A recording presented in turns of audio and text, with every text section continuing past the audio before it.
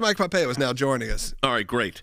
So, Mike, I wanted to get your – thanks for being with us. I wanted to get your take on the president's trip to the Middle East. You've done, as Secretary of State, tremendous amount of work there. Of course, CIA director, you were involved in the Middle East too, and member of Congress. But as Secretary of State, we had this great success of the Abraham Accords. The Palestinian Authority, it's interesting, the headlines coming out of that. They're saying the former president is so weak, he could not even come up with a plan for us to reject. That was from the Palestinian Authority's leadership.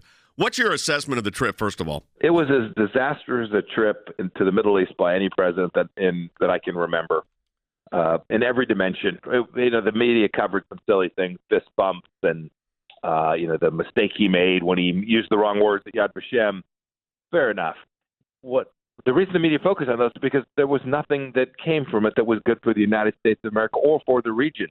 The Saudis don't trust him. The Emiratis don't trust him. The Israelis have no confidence that he'll be with them. Right? They all watched Afghanistan. To your point, even the Palestinian Authority basically said we didn't get anything from this, and they're continuing to pay people to commit terror acts in Israel. It was calamitous in terms of prosperity and security in the region, and that's bad for the American people, Jay. You have an article up at ACLJ.org that says President Biden continues to disrespect our vital allies on his Middle East trip. So what was your assessment on that? I mean, we've got our allies and the disrespect. Explain what you're talking about there. I think it's important for people to understand it. So we built with our friends, the Israelis, a relationship that was deep and strong and we hoped lasting.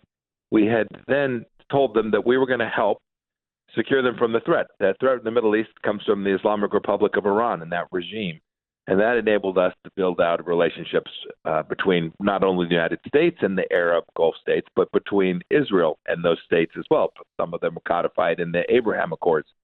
He disrespects them by saying, no, we're still going to try and do a diplomatic solution with the Iranians who just have rejected this for decades and who continue to have as their primary mission the destruction of the nation of Israel.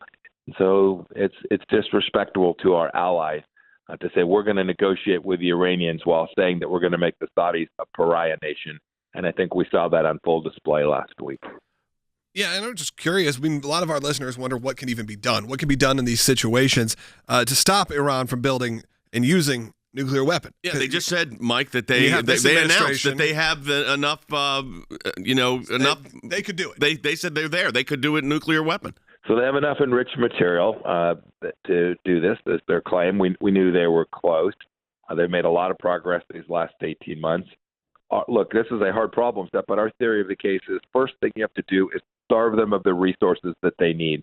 What is that? That's the ability to trade, the ability to create wealth, to pay scientists, to purchase the things that they need. And we sanctioned them in ways that had really put pressure on the regime and slowed down their capability to build out these exact nuclear programs. The second thing you have to do is you have to be prepared to engage in activities that create risk for them. We did this. I did it when I was the CIA director, working alongside Middle Eastern intelligence agencies.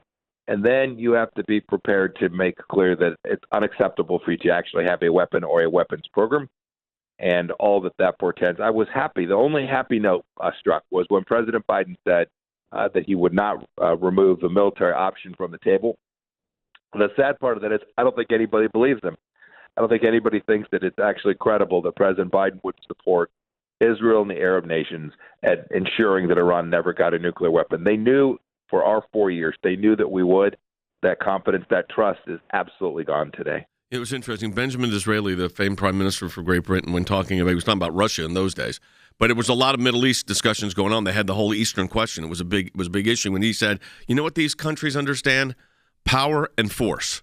And if you don't have power and force, you're not going to have an impact. Now, we've got the Palestinian Authority, as you mentioned, rewarding families of terrorists. Now President Biden is talking about releasing cash assets back to the Palestinian Authority. That doesn't starve them out. It's almost rewarding them, Mike, for bad behavior.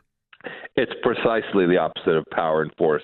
It's the theory that there is some carrot out there that's going to convince the Palestinian Authority to stop their terrorist ways. And Jay, you've been around this long enough to know that is just simply not in the cards. And so it takes power and force. Those follow leadership. It's not without risk, but if you're determined and resolved, you'll not only get the outcomes that you're looking for, but you will build friends and partners and allies in the region that will support the things that you know matter to the American people. You can begin to reduce the risk that we may have to send our kids over there again someday to fight in what's been a historically fraught region. The Biden administration has it precisely backwards. They're rewarding the Iranians. They're rewarding the Palestinian Authority.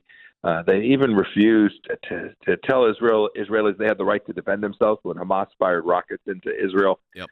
Those are the kinds of mistakes. That's the absence of power, the absence of force, and the negative implications of that are really, really important to us here in the United States. Mike, thanks for being with us. As always, we appreciate it. Mike Pompeo, former Secretary of State and Senior Counsel for Global Affairs at the American Center for Law and Justice.